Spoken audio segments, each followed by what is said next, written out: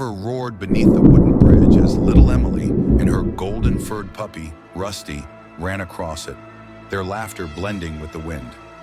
It was their favorite place and a spot where adventures began. But tonight, the adventure turned into a nightmare. A sudden crack, wood splintering. Emily gasped as her foot slipped between the broken planks. The world tilted. She felt the sharp pull of gravity as she plunged into the icy water below. Rusty barked wildly, his tiny paws scrambling at the edge. But he too lost his footing and tumbled after her. The river was relentless. Emily's head struck a rock, and darkness swallowed her whole. Rusty yelped, his small body bobbing in the swirling currents. He paddled desperately, his heart hammering as he watched Emily drift away, unconscious. For hours Emily floated, her fragile frame carried by the river's cruel embrace. Her tiny fingers, pale and lifeless, barely broke the surface. Rusty fought against the current, his instincts keeping him afloat.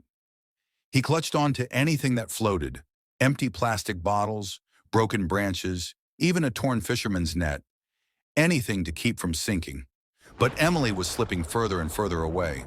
The storm clouds gathered. The moon disappeared behind a thick curtain of darkness. Rusty whimpered, but didn't give up.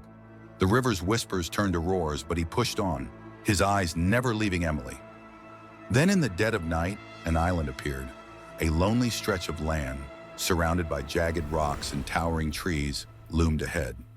On its shore stood a man, a rugged stranger with a lantern, his sharp eyes scanning the waters.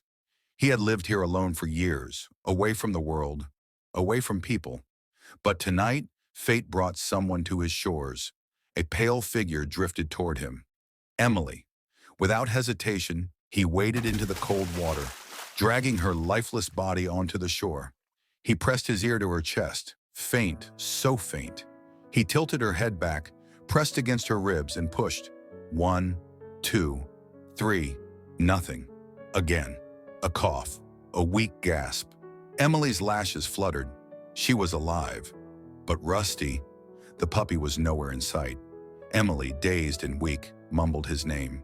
The stranger wrapped her in a thick wool blanket, his face unreadable. But he knew loss, and he knew the pain in her eyes. Days passed. Emily recovered in his small cabin, but her heart ached for Rusty. The stranger would find her by the window, staring out at the river, whispering to herself. But one night, as the wind howled outside, he finally heard what she was saying. Emily knelt beside the small wooden bed, her hands clasped tightly together, eyes closed. "Dear God, please bring Rusty back to me. He's all alone out there. I know you see him. I know you can help him. You saved me. Please save Rusty too." The stranger stood frozen in the doorway, the words settling in his chest like stones. When Emily finished, she looked up and saw him watching her. His rugged face was shadowed, his eyes unreadable. Why do you pray?" he asked quietly, his voice rough from years of silence. "And who are you praying to?" Emily blinked, surprised by the question. "To God," she whispered. "He listens.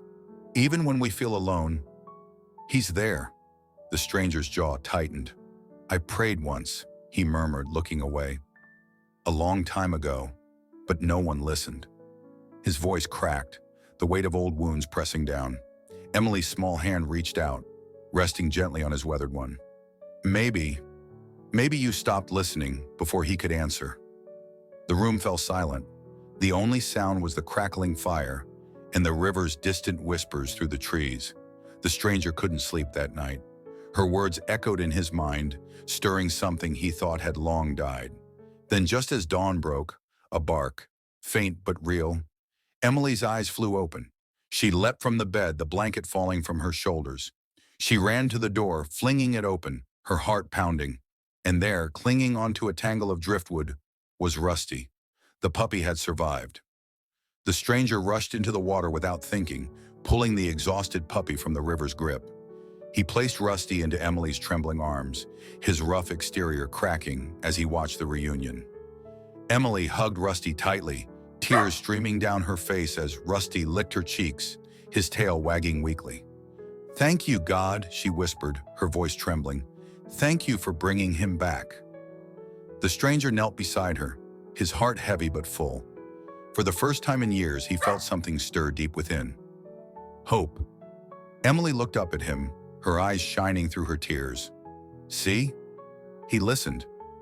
The stranger swallowed hard, nodding slowly. Maybe, just maybe, he thought, Emily was right.